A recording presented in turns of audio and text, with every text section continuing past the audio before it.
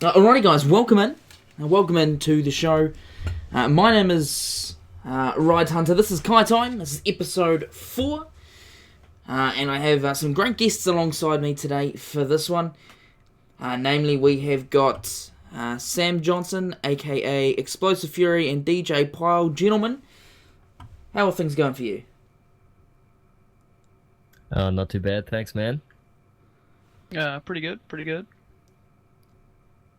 Alrighty, I thought we'd kick things off basically where I think a lot of people who are watching this broadcast interest is going to lie. And for those who don't know, Sam's team DTT just qualified for Starladder I-League over in China, which is massive.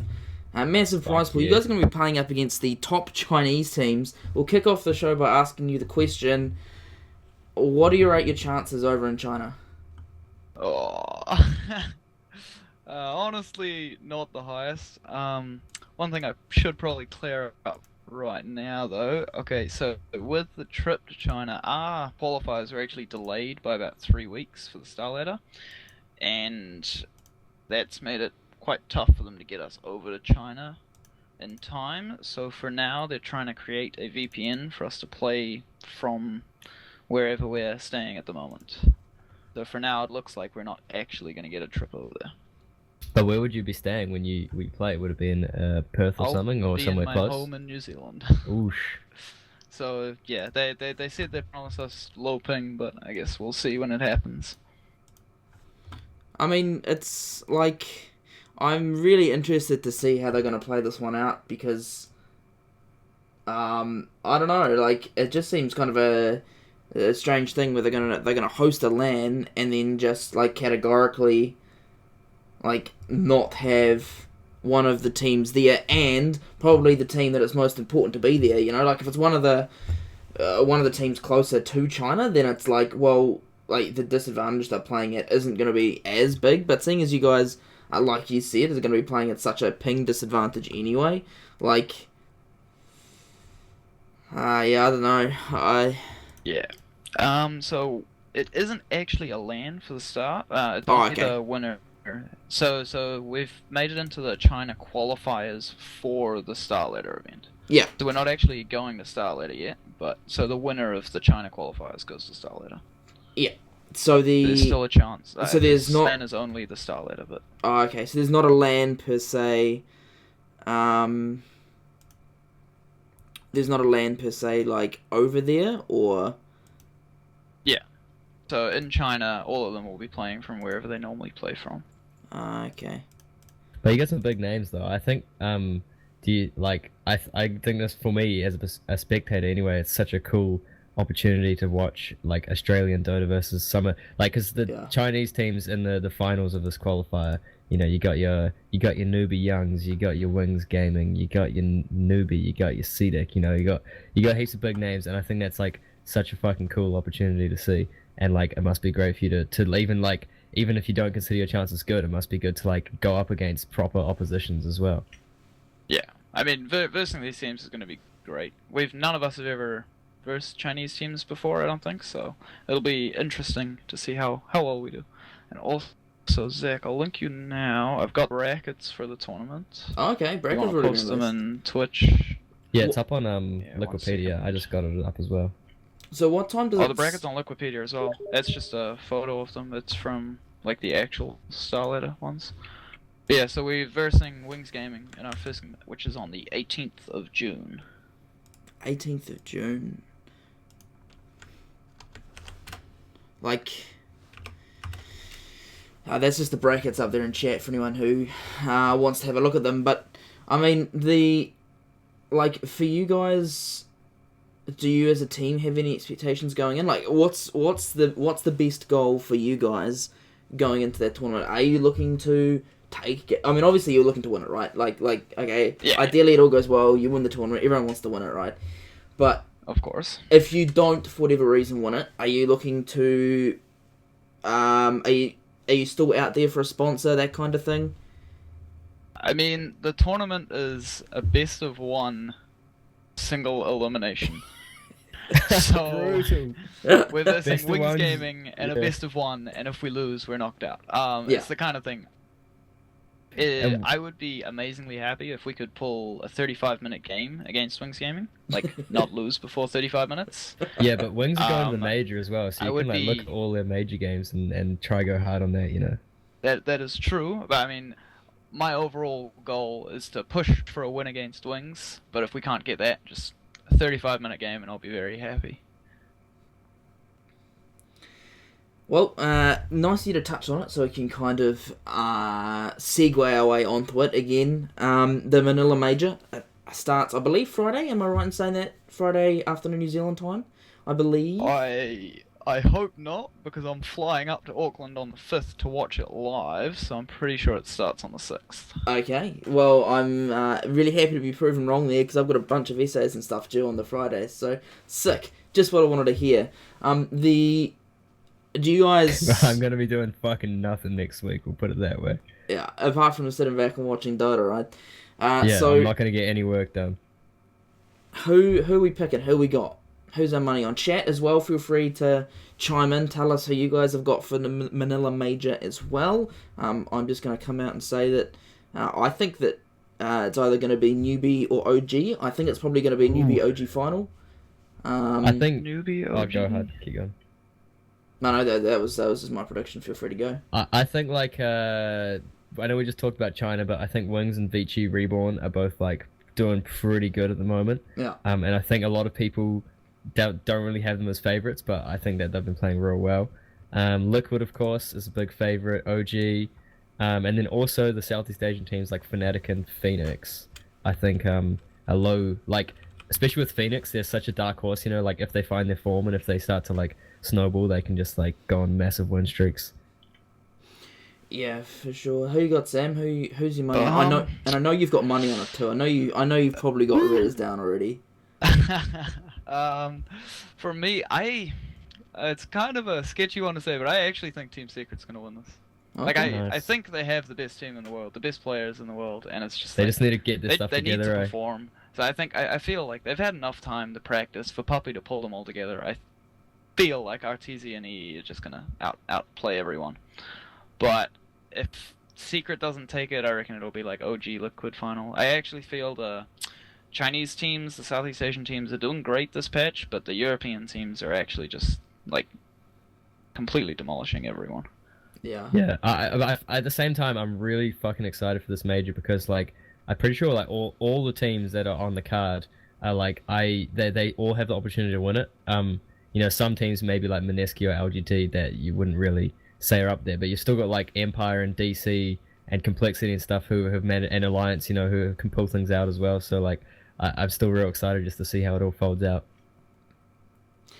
I mean, is the Manila Major going to have that bigger impact in terms of what happens at TI? I think we've touched on it a little bit before.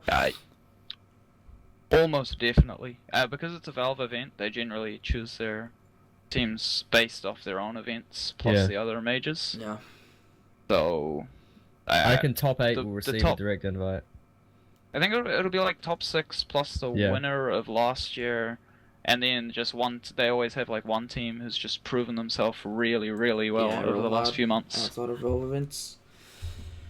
And then there are like 4 random invites, sort of thing. Like just good teams. Actually, looking at this though, so I was kind of right, but also kind of wrong. The group stages are the 3rd to 4th, so the main event starts on June the 7th after I go to Auckland. Okay, there we go. It's always like from someone who comes from a traditional sports background to have the group stages not be classified as part of the main event. Like I don't know, it just really gets to me, eh? Like every other sporting event, or every other regular sporting event, like not esports, it's always, you know, like you always have the big kickoff to the tournament is always pre-group stages, because the group stage matches, I mean, like, they would matter, but I guess teams aren't really getting... Oh, are teams getting eliminated in the group stages? No. So no one gets eliminated. No. The bottom It's just 8 of the group stage go into brackets. lower bracket. Bracket seeding, yeah. I mean, I guess that's good in some ways, but like the tournament for me starts on the 3rd when the group stages start. I don't know. I know why they classify the brackets as the main event, because I mean, like it is, but I don't know. But that's when like they go into the proper arena and stuff. Normally Yeah, the group stages are held like from their hotel lobbies or some shit. because there's like Wherever three they're games just going on at camping. once. Yeah, Well, it's not a proper. It's not like the proper LAN, unless there's the crowd and the big screens and the audience and stuff. that's yeah, that's true. Yeah. That's true. I feel that. Wait till there's enough funding in Dota that all the group stages they can hire out like 3 venues and then have like 3 games running at once. That's the dream. That's what I'm waiting for. Um, and I mean, Meister in chat is he's talking up Wings pretty big. I'm sorry, Sam, but he reckons, and I'm kind of with him that like I think we've seen that Asian slump where like the team specifically from China. Okay, we're gonna regionalize it to China because Korea have always MVP have always done okay, but the Chinese teams. I think is the slump well and truly gone? Are they now like I'm looking at the Chinese teams coming into this major and I kind of see like personally for me I think OG can probably match up best against them. But other than that, in terms of like East versus West, I think a lot of the chips are in the East's corner. Like, has anyone watched LGD? Because like LGD got a direct invite, but I feel there's like maybe CDEC, like the youth CDEC teams and Newbie Young and stuff. Like for me anyway, from watching them, they've been doing really well and winning. And I know LGD have like a big lineup with like Aggressive and Jiao 8 and maybe and stuff, but I don't really know what they've won to deserve a direct invite. Direct invite system in itself is always like a little bit clunky. It provide like there's a lot of hype when the invites. Everyone else I can feel though, like everyone else has either won something big or won top 8 at the Yeah. last major. So like maybe Navi's another sketchy one, but when Navi have looked good this patch, they've looked really good. So like it's kind of they're just a real hit and miss team, but I'm quite excited that they're there, and I think that's like a community thing as well. Like Navi still have heaps of supporters as well. So like if Dendy's there at the major, then everyone's gonna be excited. That is definitely true. Dendy is God. Anyway, Yeah, I Navi is think Dendy. yeah, Navi is Dendy. I think the reason why LGD has been invited though is because they came, was it third at TI5, and since then they've been pretty much inactive. So I mean, they were one of the later Okay. invites, but they did like last TI they did actually come in the top 4, I believe. I mean, I rate their players real high. Like Aggressive, I think is a real good carry.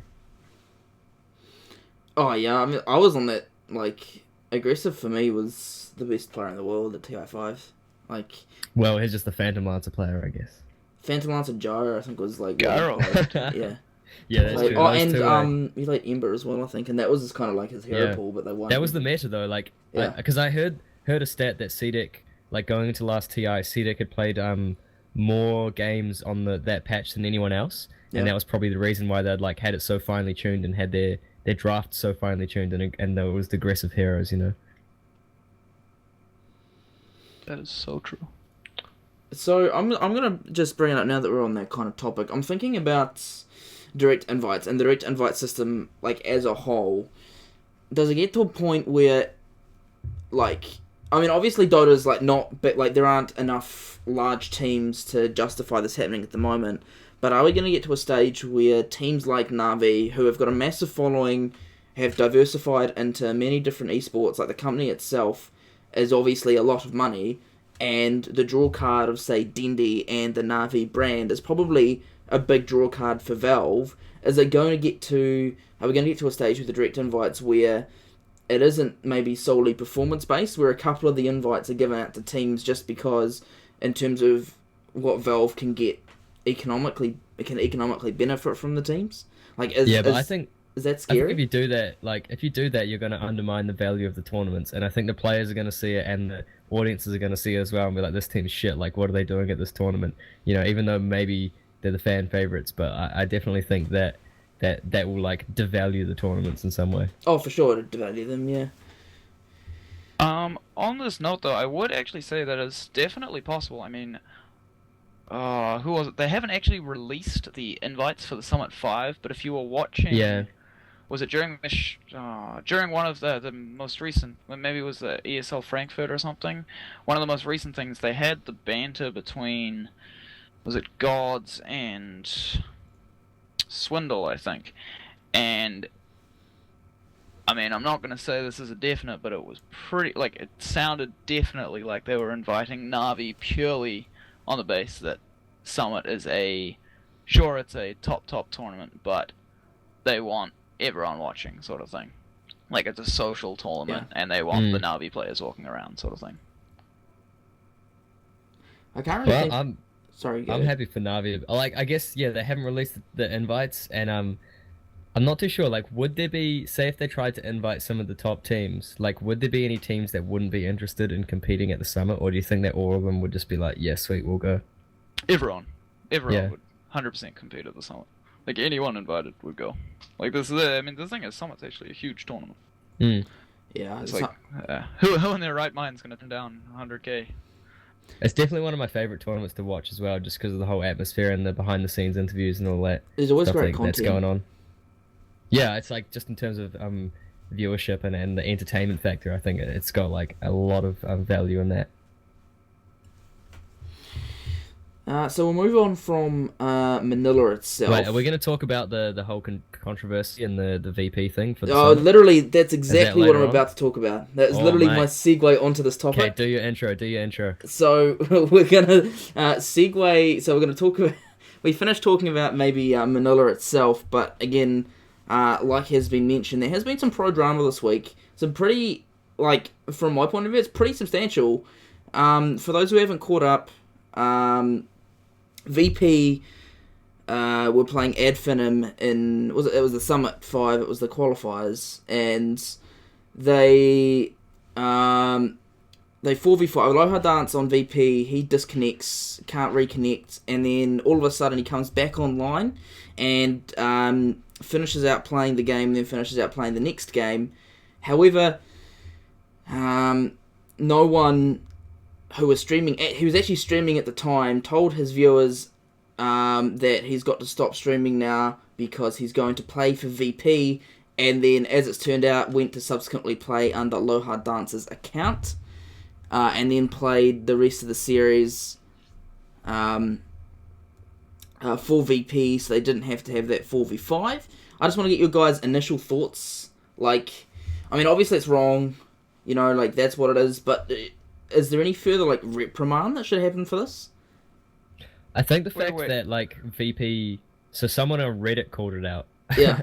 and like, normally that doesn't really mean that much, but if you look at the Reddit post, the evidence was so overwhelming. Like, it's basically like they took a screenshot of the items that the Jug played and then matched it up to no one's last 20 Jug games and then compared it with Aloha Dance's last 20 Jug games. And it was exactly the same as no one's. And so I guess the evidence was there. And then I think the admins maybe looked into it and VP like owned up to it straight away. And I think the fact that like VP just owned up to it and be like, yeah, we did this, and I don't think there should be too much reprimand. Like, even though, because in the series where they were about to win the series as well, I think they were up 2 games anyway. Yeah, and then it was just the last game that no one played in and finished it off. So I feel like VP were probably the stronger team in the series anyway and should have won it. Like anyway, with like even with Aloha Dance playing, they should have won it. But then I think it's definitely right of them to step down from that and to let Adfinum go to the tournament. And I don't think there should be any further reprimand. To be as a player, I would actually find that really, really annoying. I mean, obviously they've got some sort of system where you submit your stand-ins or whatever, but I feel if like either they submitted to play as 5 people without a stand-in, and they should be able to message the admins and be like, yo, he can't play the next game. So for the 3rd game, he should have been able to play anyway. Like, no one. It should have just been anyway. like no one standing in for V. I don't know why they didn't do that. They tried to impersonate. They could have just been like, no one is going to be our stand-in or some shit like that. But the thing is that stand-in. I'm not sure what the Summit's rules are, but I know that it's actually surprising the way the system works, because Charlie Yang, former EG manager, came out about a month or 2 ago and kind of clarified the whole stand-in situation. And you would imagine that the stand-in is kind of like a sub, right? Like, you head into the game, you hit even at a LAN event, say you've won 3 out of the 5 games, or one guy gets awful hand cramps, can't play, you sub in your stand-in. But unfortunately, that's actually like not the way that it works, or that's not the system. For each stage, so say you've got the qualifiers, say you've got open qualifiers, then you've got the main regional qualifiers, and then you've got the LAN itself, each of those stages, the stand-in has to be declared for, so you can only play with the 5 that are rostered on. So say you're going to the main event, and then one of your players gets sick, like you haven't started the main event or anything like that, then you can use your stand-in player, and you can play as 5, but that stand-in's got to play the entire tournament. And it's the same where you can't, like, switch halfway through the LAN, after, like, a day and someone gets awfully ill. You can't then stand in for the next day because you've already declared the 5 players. But also, I guess that makes sense. Meister makes the point in chat that the team that no one played for, I can't remember who they are, they'd already been knocked out of the Vega. tournament. So, Vega, they'd already been knocked out, they'd already played in the tournament, got knocked out. I think that's the big issue is, like, I think stand-ins are all good and you should be able to sub them in, but I think the contention comes in, like, if the stand-ins have played for a different team during the tourney, because then there's, like, conflicting interests going on.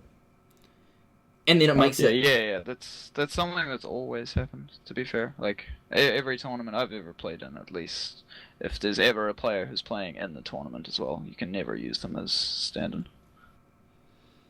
Also, just as a side note, I know it's like not really much of a point, but Valve the T's and C's in Valve, or for Steam, actually divulge that you're not meant to, like, share player name or anything like that. I know it doesn't mean much and it is what it is, but it is just interesting that Valve take that stance, or Steam take that stance rather. The other thing as well, though, is, like, if you're playing an online tourney, there's really nothing you can do about that, and the only reason why they got caught out was because no one was streaming, and he said he had to go play for VP, and then somebody went and watched the VP series. But if he didn't even say anything and just went offline, then, like, this person wouldn't have gone to watch the other series and wouldn't have found out. And, like, I'm sure there's been many cases, like, for every one case that has been found out, there's probably been 10 cases where this kind of thing has happened, and it's really, you can't police it at the end of the day. No, it is up to, like, the players themselves, which kind of raises concerns in their own right. But you can police it at LAN, I guess. That's where, that's what sorts the men from the boys, is when you're playing in the same room. Yeah, win a LAN and then talk, you feel. Yeah. So speaking of LANs, and speaking of just an interesting dynamic in terms of, we're kind of going to loop back around to Starladder here. Kind of an interesting dynamic for your team, Fury, because you guys, because the Starladder the tournament that you guys just played in the qualifiers to reach the China qualifiers was actually a LAN, and of which I believe only 3 of your 5 players actually played at the LAN. Only 2. Only 2. So 3 of us were playing at home. I mean... Really? How does that work? Well, because it was delayed so much, it was like... We kind of messaged them, like, it was meant to be on the 14th, and then the qualifiers, like, we played our first qualifier game on the 12th or something, and it was just like... They had them spread out, like, a week apart for the games coming up to the final, and I was just like, I'm not paying $800 for a return ticket to Sydney. Yeah. Knowing, like, almost definitely knowing that the tournament isn't going to go ahead on time. So we messaged them. We were like, "Yo, what's up?" And then on the 14th, they changed the date to the 28th, and I was just like, "Whatever." I still don't trust them. Like, I still don't trust that that's actually going to be the date. So they let us play online. I think that's totally fair enough as well. Yeah. That's totally justified. But what would they have had to done to assure you that the date would have been locked in, Well, I mean, if you're setting qualifiers, you set date for the qualifiers. You don't let people be like, hey, I can't make this time, sort of thing. You got to be like, okay, if you can't make this time, then these are the options. You can either play it the day before, you can play it the day after, you can play it 3 hours later, or you forfeit, sort of thing. Yeah. It's whereas they let some games get delayed by 2 weeks or get delayed by a full week, and it's just like it's never going to work. Like you can't accommodate for everyone. Like there are going to be people who have other events that they want to choose over a game of Dota, and it's just like if you're hosting a tournament, I feel you have to just be strict. Like if a team wants to play the tournament, they're going to play the tournament. Yeah, and I guess you just got to distribute the information as early as possible so that everyone's got time to react to it. Exactly. That's the thing that dumbfounds me about this entire situation, is that they have organised a LAN event, which is kind of a rarity in itself for the Australian scene. Like, and the Australian scene's massively spread out. Like, people, like, because the scene isn't professional and this tournament, like, isn't professional. Well, I mean, it's professional in nature, but these teams don't have money. It's like you're asking all these players to dig into their own pockets to go to a LAN that you don't have a definite date for. Like, how do you not just pick a day before the qualifiers even start and go, this is the day? Like, why were things so delayed to the point where they were like, oh, we've got to change times? I have absolutely no idea. Yeah. Kind of a bit of a disaster, but it's okay. I got to save money by playing at home. Yeah. I guess that's the bonus. And I hear a little bit of dirt is that, of course, you guys played Go.Stack in the final, and Go.Stack were they a little bit salty after the game? I mean, I wasn't there myself, but I was told that a couple of them, or maybe it was just one of them, but didn't feel like shaking hands with my teammates afterwards. I mean, I can kind of understand all two of your all teammates. 5 of them. But lots of All 5 of emotions them going turn on, up mate. to the LAN, and then they lose. They lose. I can understand being a little bit sad. Because they had all 5 players there, didn't they? Yeah. Yeah, so they turned up to a LAN up against their opponents, and then it's only 2 players, and they lose. I mean, that just that does majorly suck for them, but I mean, it is kind of, I guess, the pitfalls of the situation. Pretty much. Alrighty, so we'll keep the show moving along, and I want to bring up another topic, and again, it's aimed at CyberLeague because I'm trying to keep this content relevant to the Australian Oceania scene, and we've got just about 2 tournaments going at the moment, so that's how I'm going to keep things relevant. I want to talk about just how big it is to have something in the Reddit sidebar. That's literally what I want to have a yarn about, because I checked into the first CyberLeague game that was posted on Reddit, on the Reddit sidebar, and it had like 450 viewers on it. That's nuts. Is that? Sounds pretty good. I mean, it begs the question: do we, like, for the scene itself, need a website like that where players can, or like the casual fan can just go and check out what Dota is happening? But like, why is this talk show not on the Reddit sidebar? That's the real question. That's the real question. I feel We're that. delivering good content here. I feel that. I mean, like, I don't know. It's, and again, I think probably goes back to the lack of structure, that we don't really have a structured scene. I guess that's kind of true for all of Dota. I'm not sure about other esports in the region, but Hey, well, we talked about this the other week, and I don't think Fury was on the show, but we talked about the Cyber Gamer League, and it has like massive entry fees, and the entry fees collate to make the prize pool or whatever. But I just wanted to get the input from someone who is playing in the league, how they felt about that kind of system where you have higher risk and reward, you know, because you're putting money in to play the games. I mean, I'm kind of a bit biased here, as I feel like I'm playing for at least the top one of the top 2 teams in Australia. I mean, I'm perfectly happy with it. The bigger the prize pool, the more we're playing for. Overall, though, I'm not 100% sure exactly how it works. I mean, on the site it says that there's like $700 available for prize pool, but it also says the league has a prize pool of $4,000. So you get something between 700 and 4K.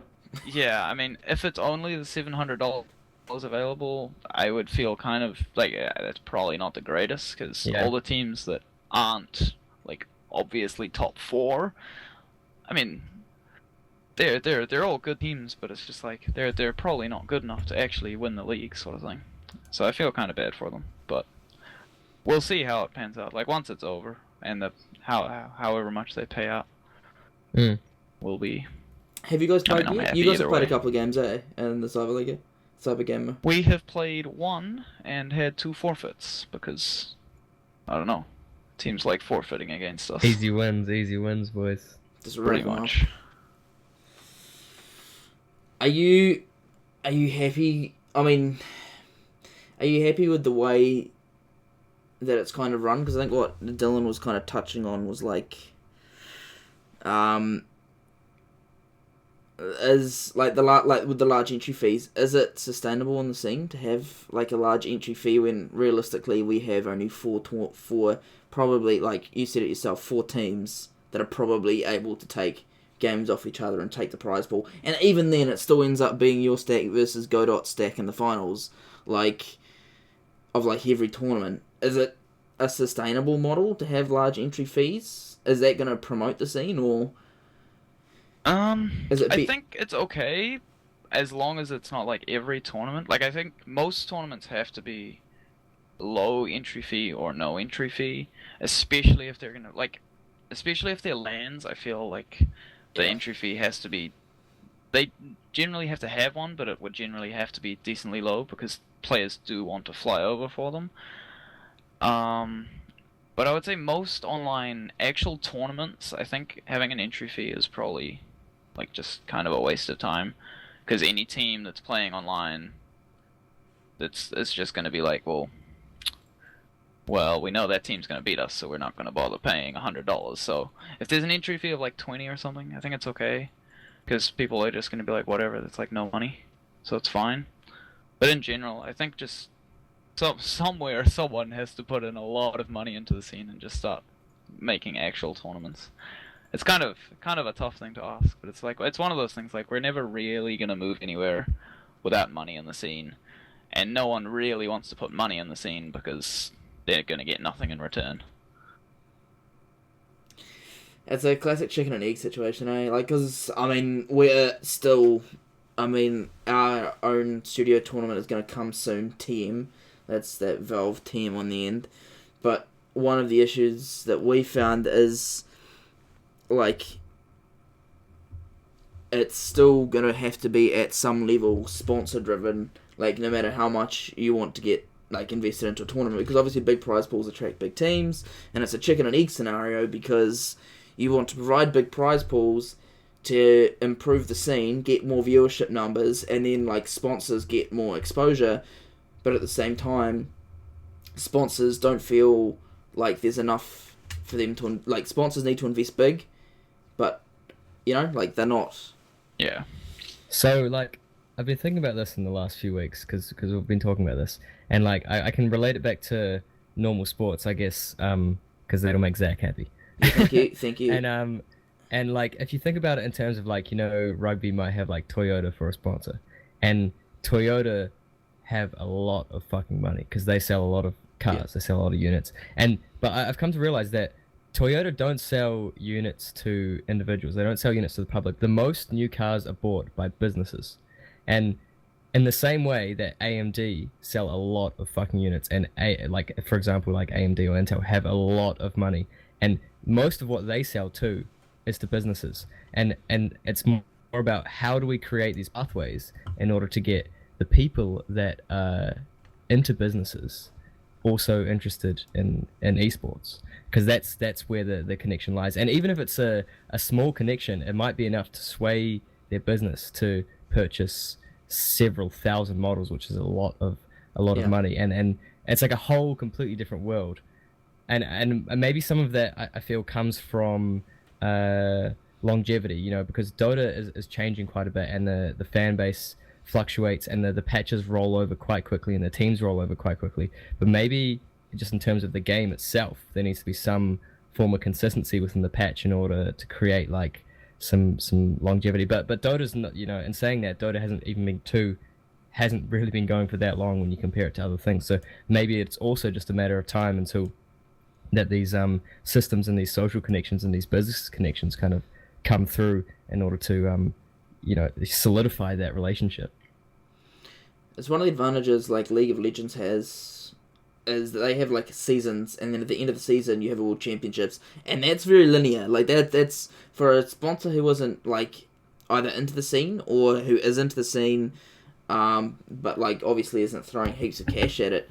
Having the ability to start somewhere and then have a World Championships. It's an easy concept to understand, right? Like, Yeah, for sure. and then it kind of resets. Whereas Dota, like, you don't know in the next 2 weeks. You know, we might get a patch drop after Manila, like a week after Manila. We Yeah, might and then it might just change who's on top. You know, like it's fucked. exactly, and then all of a sudden this team or this that you've invested a lot of money in, like, isn't relevant anymore because their dominance they had at the time is gone, and then you're like, well, I've invested all this money, and now I'm, obviously not getting anything out of it. But that's why. But we are in our first year of having like the four major system as well, and I definitely think that has provided a lot of consistency rather than just having one TI every year, and then in between that is just the murky swamp waters of fuck knows what, you know? Yeah. All the other tournaments. I mean, we've seen an improvement this year because I think teams like everyone's obviously built towards the majors, but then it's also allowed. I think that it's only the cream of the crop other tournaments that all the teams are kind of turning up for. You know, like Epicenter, Summit, all those non-Valve events have to be really good for teams to want to actually commit to them. Otherwise, they're better off just using their time to practice for the next major or whatever, where they're going to earn more money, get more exposure. All that kind of stuff. So I guess it kind of like has brought out the cream of the crop. And I guess like Valve hasn't really. They might have considered it, but making like a seasonal league or something like that, and then have a finals at the end of it, you know, because that's the ideal consistency, isn't it? Get week in, week out. I mean, like, why don't we segue onto this topic now? I wasn't actually going to talk about it tonight, but for those who aren't big on the CSGO scene, they've just released, the E-League has just started, is what I'm trying to say. The E-League is basically it's a week in, week out kind of league system, sort of. They've got different groups, and then, so they've got Group A through to, like, D. I think they've got 4 groups. But regardless, each of those teams plays out their games in that group over the week. So Tuesday night, Wednesday night, Friday night, or Thursday night. They've got their games that week that gets played out, and then that decides on brackets for their finals, which happens, I think, in like the 10th week, whatever. And not only is it kind of a week in, week out tournament, but it's also being live broadcasted on an American cable network. I actually googled them because I personally hadn't heard of them before, but they've got big viewership, and they've also got sponsorship from a takeout. It's like a fast food kind of restaurant, bar kind of thing. That's, again, I had to Google them. But you did Google them. But I did. No, it's because I saw a Reddit thread, actually, on the CSGO subreddit moaning about how they promised... Oh, and that's part of their sponsorship deal, is that they would show the E-League live in all their restaurants every time it was on. So even, like, people who've never watched the sport before, they go along to... It's like Buffalo Wild Wings or something. Buffalo Wild Wings, I don't know, I can't remember. But regardless, they're a pretty big chain, and anyone who goes in there will, even if they just never even heard of esports, CSGO is going to be on. So, I mean, that's pretty exciting, I guess, for the esports scene as a whole. So you can watch people shooting each other while you eat buffalo wings. Exactly. Sounds great to me. Thank you, Yamachan, for the host, and welcome along to Haku in the chat. Oh, yo, shout outs to Yama. He's the captain of my team. Oh, nice. Well, thank you. As we continue along, I'll just shamelessly also plug everything we do here for those who are just tuning in. This is Kai Time. All the links from the bottom right-hand corner. As I say that, I realise I haven't actually edited the links. They are the wrong links. Go to... Oh, no, wait, are they the right links? Yes, no, don't worry, I think they're the right links. Regardless, make sure you follow and like and subscribe all our stuff as well. You can also see Fury's information is that way. I want to know what you guys got. I want to know what you guys got in your compendium predictions, to be honest. Yeah, let's do it. I actually haven't done it yet. Bro, don't you have like 5 hours to lock it in or Yeah, something? I have like 5 hours to lock it in. One day and 7 hours. Oh, one day and Okay, seven that's a hours bit to more lock it than in. 5. You know If what, you boys? wanna, You know what, boys? While we're here, I might just. Why don't we do? While we talk about it, I will do my compendium predictions live on the show, Yeah. and we will see. You're gonna have the best ones now because you're gonna have the input from the whole Yeah, exactly. community. Not only do I get And they're gonna lead you chat. astray. That's so smart. I've just waited. I've bided my time. I was actually straight up. I did deliberately leave it late. I'm a big fan. Same with because I pick rugby scores each week as well. Always leave it to like an hour before kickoff for the first game because who knows? Yeah. Someone might get injured. There might be like adverse weather conditions. Someone Again, might start playing a hero and does real well, and then you're like, yeah. All of a sudden, Weeha like they have to first ban Meepo against Weeha again. I mean, he did it. I say that because he played it a few days ago and just dominated on them, dominated on the hero. But all of a sudden, he plays that hero. Alrighty, let's see. We'll go through the predictions what are we up anyway, to? just for the benefit of those watching at home. So who we got for again most picked hero? No. Anyone? Feel free to start it off. Who's going to be the most picked hero? I think. Easy Lion, I reckon. Daisy Lion. That's my call. That's my call. Okay. Not something like a Earth Spirit, or is it too likely to get banned? Nah, Earth Spirit's nerfed definitely too a much. first ban phase as well.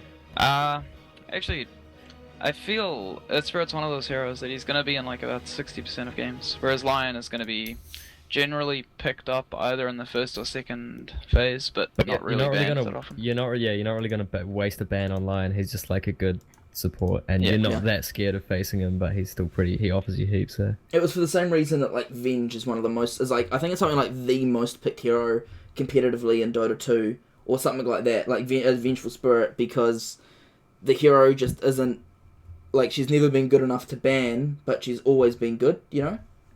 Venge let me down at I had Venge for Shanghai, and Venge let me down by like it was like 5 games or something between Venge. She came in at number 2, so I was like, I'm not picking Venge anymore. Okay. Okay. So So the next one, most banned hero, man, this is why I actually disagree with you, because I think the most banned hero is going to be Phoenix. And I mean, if he's being banned every second game, he ain't going to be the most picked hero. Okay.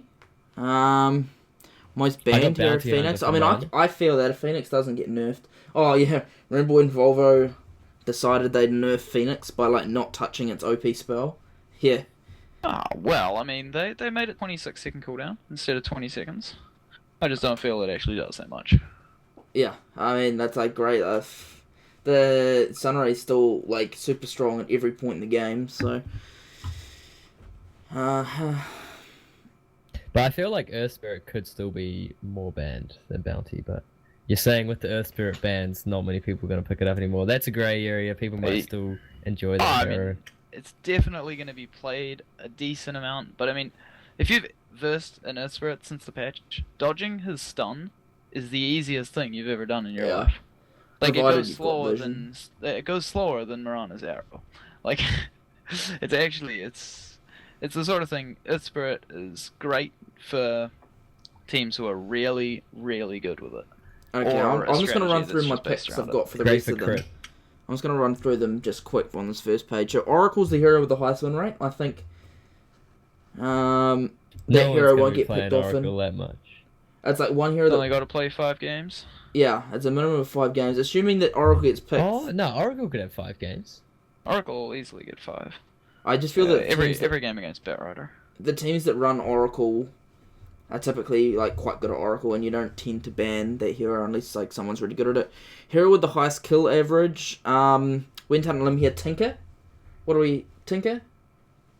Tinker's good. I've got Queen of Pain, but I mean, this is one of those things where it's like so crazy, sketchy. Like there's Yeah. generally 5 or 6 heroes that have like 9-10 kill average.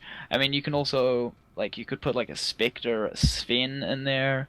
I mean, you've also got a bunch of the heroes that just fight lots, like Clinks, like get lots of kills. Yeah. Clinks is always my go-to actually. for that pick unlike previous ones, because like whenever Clink's got picked up, he always just got a ton of kills because he always counters like something. Spectre's highest assist average. I mean, it's like either going to be Yeah, like it's like Spec or Zeus, basically. Those are your picks. Zeus. Yeah, take your pick. Hero with the lowest death average. I put Darks here, but I thought it was just gonna be some offlaner, eh? Give you a bit of help with this one. I've actually gone Morphling. So over the last three tournaments, like major tournaments, so this was Epicenter and the two before that, I believe. Morphling had an average death rate of about 2.1. Alrighty. I think only in one of them it was actually the lowest, but in all of them he was like top 4. Okay. And it's a hero that's, especially with like 4 Chinese teams being in the major, I would almost definitely say he's going to get 5 games played. I'm gonna stick with Darks here. I think just because offlane is. Oh, but fuck, it's kind of another one that I feel that's real hard to predict because like. You could just see like somebody playing the hero and then just playing it real shit and just having a bad time and then just like see you later. I've got aim for the next 2, last hit average and GPM. I mean, GPM's got to be average, Alchemist, doesn't it? Oh, Alchemist. Oh, that's right. Well, Alchemist. oh, I forgot Alchemist is a hero. That's my bad, boys. Yeah, that's. So you guys probably just saved me 400 battle points there. Yeah, boy. Thank you, boys. Hero with the most kills in a single game. I mean, this is another one where you That's can crazy, man. frickin' say anything. I mean, I've got Juggernaut because there were a couple of games where he hits over 20 kills, but I mean, got if you see some I got that Miko Ember or Spirit just Gyro, for that Ember, like ridiculous Ember game. I'm gonna pick Any of those TA. heroes. I'm gonna pick TA. I feel like you'll see like Did a Dendy go ham? throwback Dendy classic, like Dendy like drops a 30 bomb. I'm feeling that. Yeah. I'm feeling that. The rest of the team's doing fuck all, but the TA is just carrying with the 30 kills or something. Exactly. Hero with the most last hits in a game. That's an interesting. You need split pushers. You need your anti-mages, your phantom lancers. Anyone who's going to buy bots, I reckon, is just going to be like trying to draw out the game and splitting the other lanes. What and about stuff. like a Prophet? Does Prophet have much of a say in this? Or I think Prophet's an alright choice, but generally with a Furion, the game is going to end before the 60-minute mark. Whereas if you look at an anti-mage or a Medusa or an Ember, even a Lone Druid, games can drag out. Or even like like if a your jug team is as well. behind, even a jug. If your team is behind, you can stall the game a lot easier. so we'll go on to the team predictions now. So to This one was fucked for me, man. Like the teams, just I got no idea. I just kind of picked some random shit, but well, I mean, OG are gonna win. I'm feeling that OG just gonna win. I got Liquid. Okay. 2 Liquid picks. I'm not gonna be swayed, boys. I'm sorry. I think OG are gonna take it out. Bro. It's good. Timestamp this VOD. OG gonna win it. Team with the most kills in a game. I Oh, got Phoenix, MVP Phoenix. yeah, but You went with Phoenix. they kind of win their games. Because they in, like, run. They kind of win their But games. Phoenix, like their strategy, Phoenix's strategy is they run dual cores and then just fight all the time.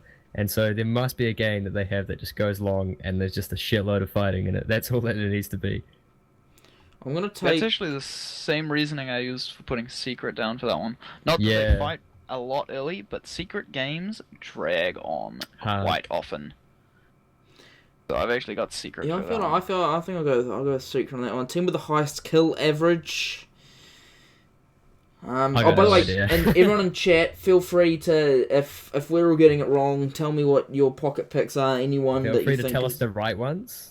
Yeah, yeah. If someone has got the ability to travel back in time in chat, just let us know. Highest kill average. I think MVP. It's gotta be the team you've put to win the major, right? But like, I don't see. I don't know. Like, kill averages. I just. Well, the thing is, like, you have to pick a team here that's gonna go. If they're not gonna win, they're gonna have to go real deep because they're gonna have to win a lot of games. True. You gotta pick the team you think is most consistent. Okay, I'm gonna pick OG. Okay, thank you. I'll pick OG. I'll pick OG. I think. Success. We swayed him. Alrighty. Most fewest deaths in a game. That's just gonna be someone who's gonna run through and stomp them, right? That's just Miracle. Miracle daughter. Nah, but I feel I'm gonna pick I think I'm gonna pick newbie for that because I reckon it's gonna be one of the Chinese teams because they play like way more structured than the Yeah, rest. like they're just gonna have a game. The newbie are gonna get a game. Like they're gonna.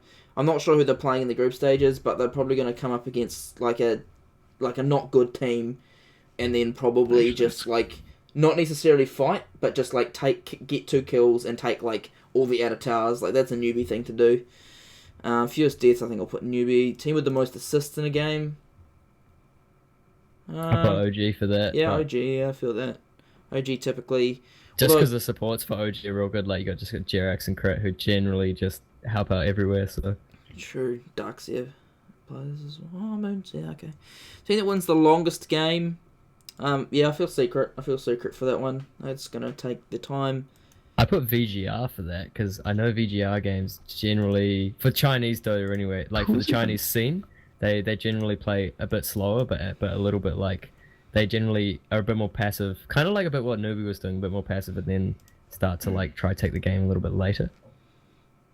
Um, But that could be anyone. I know Fnatic played generally long. Like I have Fnatic for later on for the highest average game length as well, and so I think those two are almost interchangeable. so I'll just run through the next ones because we are Yeah. running slightly short on time. Go Newbie hard. to win the shortest game we've done that. I got Secret Liquid. highest game length average. Yeah, Secret's pretty good.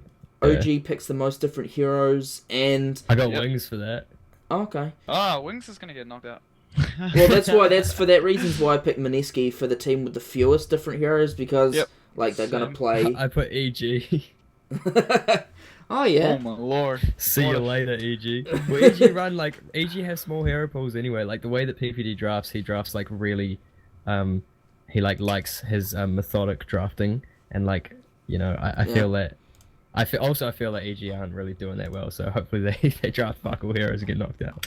We'll quickly skip through player predictions. I'm not going to go through each one. I'm just going to look. Let's see, which is players. Okay, player with the most GPM in a game.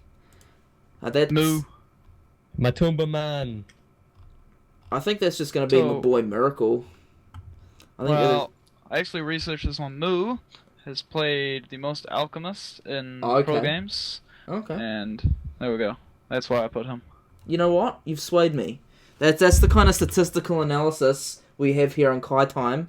Move And it's over gonna to be a mid Haas. player. It's gonna be a mid player for playing Alchemist as Yeah, well. Isn't yeah, it? it's gonna be an Alchemist player. I'm gonna put. Oh fuck! It's such a hard call. And I think probably the most interesting one here is the player that plays the most different heroes. Oh, Who- is that even interesting? It's Miracle. Like he Mir- plays a different hero every game. But I don't know, like Uh, but in like Epicenter, he played 8 different heroes in 9 games. yeah, but like you look back at 8 different heroes in 9 games. I don't think you can do much better than that. no, but you look back at OG at the last major. Now what I'm saying is that like at the last Valve event, like Miracle, I'm not sure what the stats are, but if my memory serves me correctly, kind of didn't play like a whole different range of heroes because OG didn't draft for a whole bunch of different heroes, if that makes sense. Like they kind of they had like 2 or 3 kind of strategies that they ran pretty much every game. I don't know. A player that plays the most different heroes. It's got to be someone that goes deep in the tournament as well. I'm just throwing a curveball and putting Moshi. I know he's got a big hero pool, but I don't know if Fnatic are gonna go far. That's the only question. Okay. I quite like Mushi, but I think I'm gonna go maybe my boy Miracle. Hey Miracle, or you know what? Let's go. Eternal Envy. Yeah, that's gonna be my outside pick. Eternal Envy. He's gonna clean up this tournament for sure. Let's see. Overall, Player who buys most divines, Eternal Envy. yeah. No Havos to verse him. And let's see. Tournament predictions. Oh, they're pretty. I didn't even think about this that much. I did this whole thing in about a minute. Yeah, Yeah. most combined total kills in the game. That's quite interesting. 91 to 100. I mean, the only one here you can pretty much easily get a free win on is highest GPM by a hero in a game. It's 1k plus. Someone's gonna get 1k GPM Alchemist, almost definitely. Yeah. Do you reckon? Yeah, almost Yeah, definitely. they're gonna run some DTT Shadow Demon fucking Alchemist cheese and get 1k GPM.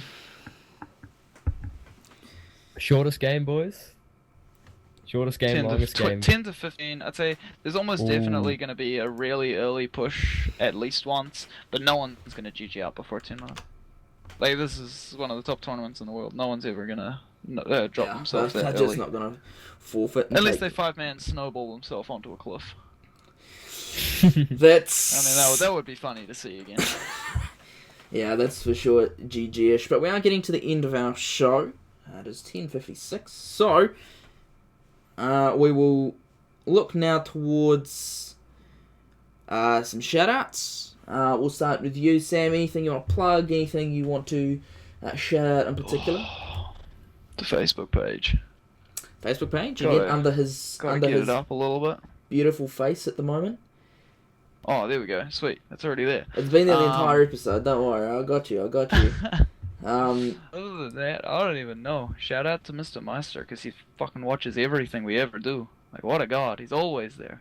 Yeah, actually, I'm pretty sure, like, Matt, aka Mr. Meister, probably qualifies as your #1 fan at this point. Like, he actually does. I've talked to him before. He actually does, like, watch, like, virtually all your games. So, an early #1 fan status, maybe for Mr. Meister. Dylan, DJ Pyle, anything to shout out? Shout out to Pobo Radio, shout out to Philippines, shout out to BBK, shout out to Skepta, shout out to Kai Studios, shout out to Facebook. You going to Skepta? Nah, boy, fucking no one's going to Skepta because no one could get tickets. They sold out in like 20 minutes. Yeah, I know a bunch of white girls who out of nowhere were like, oh yeah, we're going to Skepta. The whole tournament is just the whole concert is just gonna be white people in Nike caps, but it's still gonna be good. It's still gonna be Skepta though. Like you still. Yeah. No. Rhyme. It's gonna be good. For sure. Biggest shout out is to all the pro players in Manila right now, because when I queue my C solo rank, I get to verse them. It's great. Yeah, I was sick. That was one thing. Is I was watching. That's like one of my favorite things pre-tournament is being able to go through all like the watch games on the watch tab and be able to see like all these top level pubs play against each other. Have you played against anyone? And the pubs are real fucking crazy as well. You have like so many random pros from different areas like on a team. Yeah, it's just nuts. Like you wouldn't even get that back when the old Face It Pro League was in because there's like so many players from so many different teams. Have you played against any notable players yet, Sam? So far, no. I've versed a bunch of like the top C players, but I still haven't actually run into any of the Europeans or Americans or Chinese people. Oh, good luck. I keep trying to get Dandy though. Whenever Dandy finishes the game, I queue. May the RNG gods be with you. I'll catch him at some point. You catch him at some point. Well, thank you guys for tuning in. This is, of course, Kai Time. Make sure you follow and like Kai Studios. You can find us on Facebook, Twitter, YouTube, where this is going to be VODed and uploaded pretty much straight away after the show. You can also catch us at our website, www.kaistudios.nz. In terms of what we've got up on the horizon, we've got a little bit of casting coming your way, and we're still finalising the details for the Kai Studios Cup TM. Watch out for that. Thank you guys for tuning in. Thank you very much again to Sam and to Dylan for appearing once again on the show. We will catch you next week, same time, same place. Thank you guys for tuning in. See ya. Sounds good. See you.